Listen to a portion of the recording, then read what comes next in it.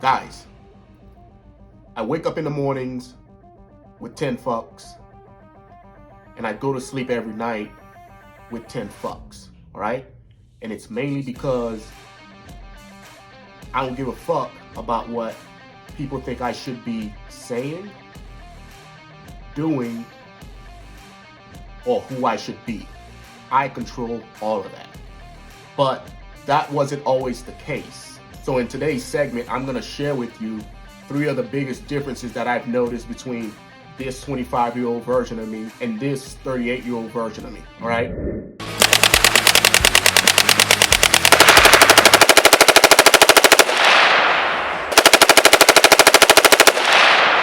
I want to share this with you because I want you to understand that the person you are now, you won't be the same person once you get done with Special Forces, all right? It can be for the good or it can be for the bad, all right? It's for you to decide as an individual.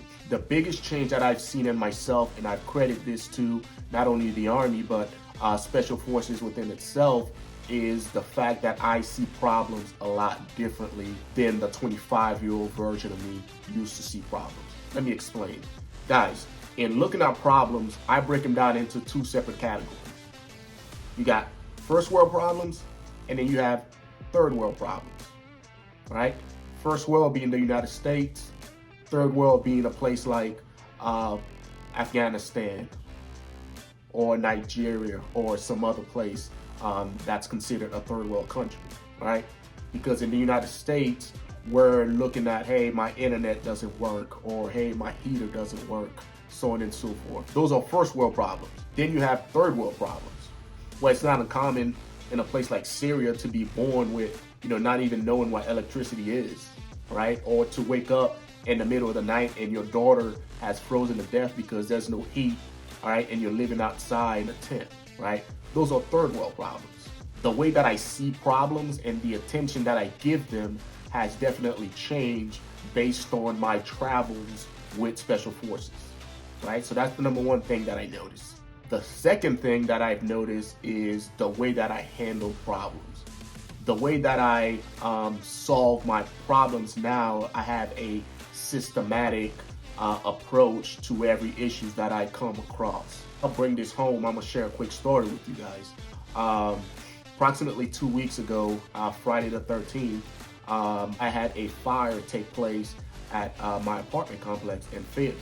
Right, I'm sitting on the couch, spending time with the family, and my brother called me and told me that one of my buildings is up in flames, right? So I got dressed, I jumped in my truck, and I started driving towards the apartment complex, all right?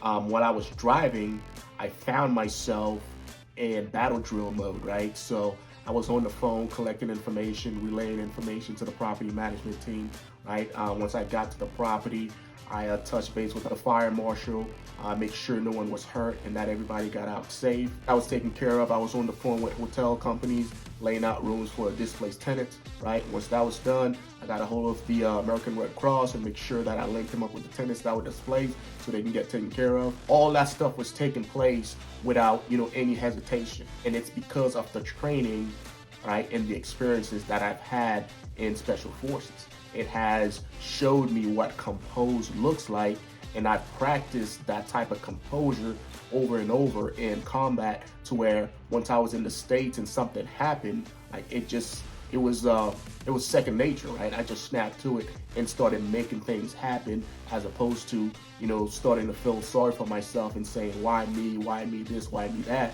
I just snapped to it and started making things happen.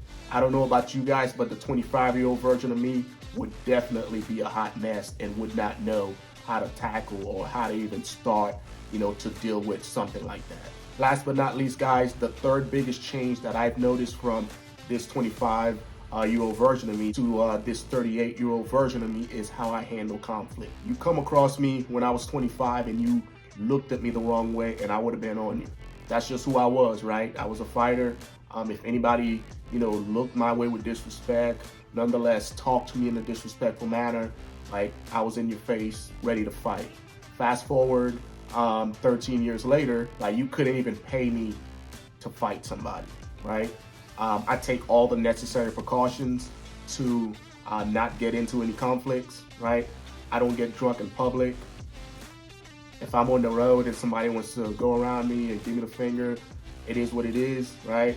I yield and I let them go by. Like, I do whatever I can to not get into those altercations anymore. Like, why am I doing that? Is it because that I can't handle it if it comes my way? That's not the case at all, right? It's more so because I know what I'm capable of.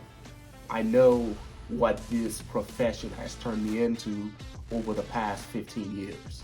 And I do whatever I can to not let that show, by getting into a fight or something as silly as that. So yeah, that was the third biggest change that I've noticed, right?